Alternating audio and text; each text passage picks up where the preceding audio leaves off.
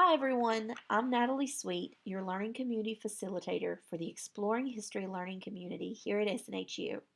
Today, I want to help you consider some of the great resources that you can find online at the Library of Congress. So much of their collections have been digitized, so I'm going to share my 5 favorite collections with you today. These collections are made up of audio, video, newspapers, maps, and letters, and can help you understand the wide range of material that is available at the Library of Congress. If you've taken History 100 before, or if you are in an upper level history class, you know that an important part of any research plan is deciding where to look for sources. The Library of Congress is a trusted repository for primary sources. Along with the National Archives, the LOC safeguards materials that are deemed to be of national importance. The digital age has resulted in the Library of Congress scanning, digitizing, and posting many of their collections online into what it calls the American Memory Project, which you can see here. If you visit memory.loc.gov, you will find many collections to explore. In each collection, you'll be provided with a search box to narrow your search and accompanying essays and other descriptors to place the primary sources that you view into context. First on my list from the LOC's collections is Voices from the Days of Slavery, an audio collection of interviews conducted with 23 former slaves who were born between 1823 and the end of the American Civil War. It's very interesting to listen to the accounts of their lives, but as you listen, keep in mind the distance from the time these interviews were conducted and when the events they describe took place. It's also worth noting who conducted the interviews. These were not always individuals with whom the interviewees would have been fully comfortable addressing as equals in the 1930s South.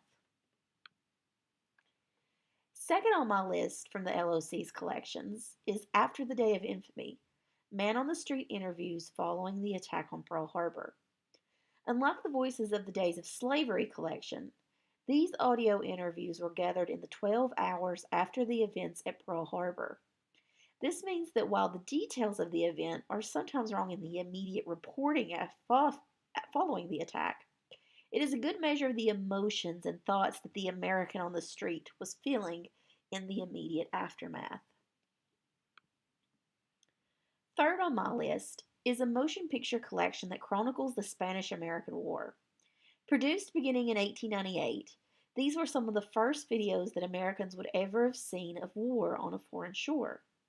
As you watch, pay close attention to what the cameraman chooses for his footage, and consider too how the footage would have appeared to those back home in the United States. Fourth on my list is a map collection titled Mapping the National Parks.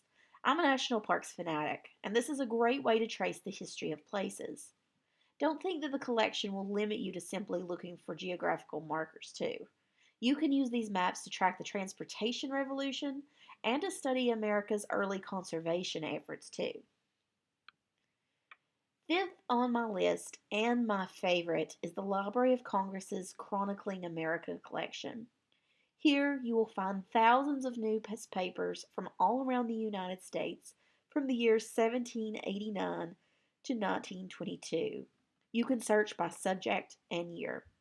You can actually search these newspapers by keyword, and it will not only search headlines, but by the content within the articles too. It's a great way to see how the topics of the day were once covered.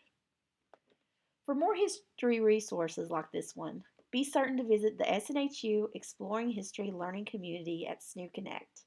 You can access the community through the My SNHU portal. We look forward to seeing you there.